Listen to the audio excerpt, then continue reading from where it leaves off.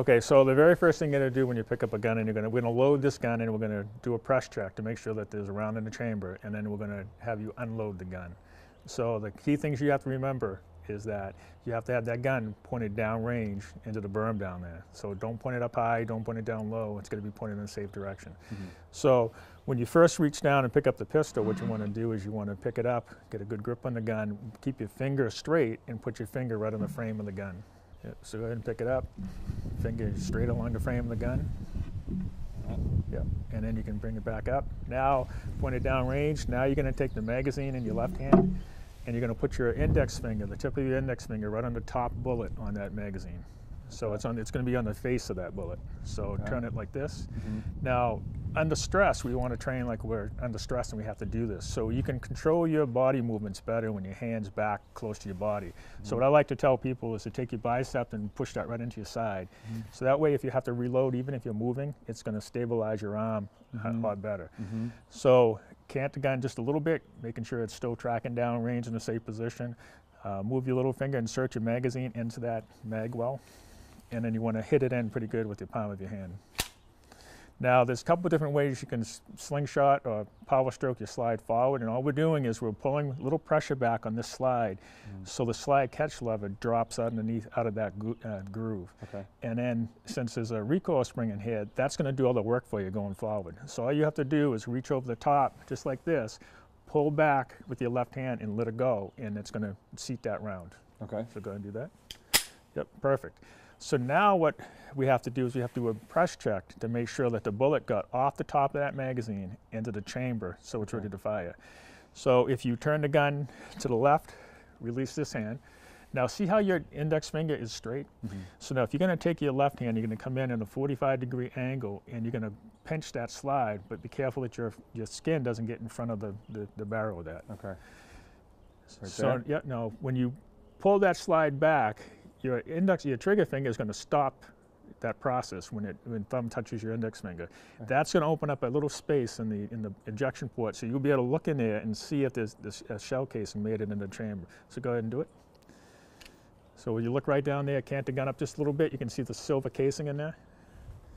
That means that you've loaded that gun. So now look over your left hand, and then to make sure that the slide goes back in the battery in its proper place, what we do is make a fist and we tap the back of the slide.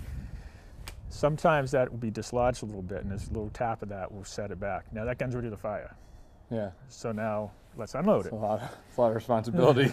And we'll work on the grip at some other time, but now you have to release the magazine to take the ammo source out. So we're going to go ahead and turn the gun this way. Now the little button right on there by your thumb right there is the magazine release button. So go ahead and press that in. With my thumb? With your thumb, or you can use it your sport hand thumb.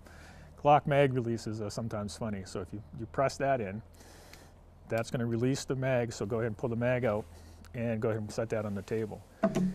Now, but this gun can still fire. It can still fire. Because there's a round in there. Some guns have a magazine disconnect in it that if you take the magazine out, the gun won't fire. Glocks don't have that, so the gun will fire. So now what we have to do is we have to make sure that we eject that round out of that chamber.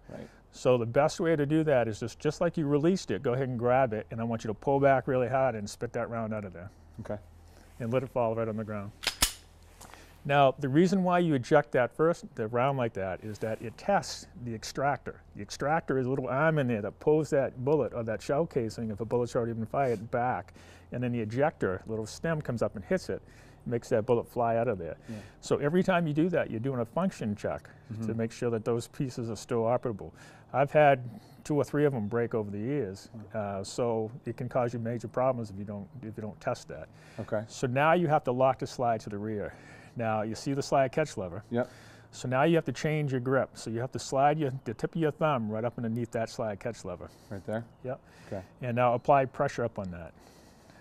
Up this way.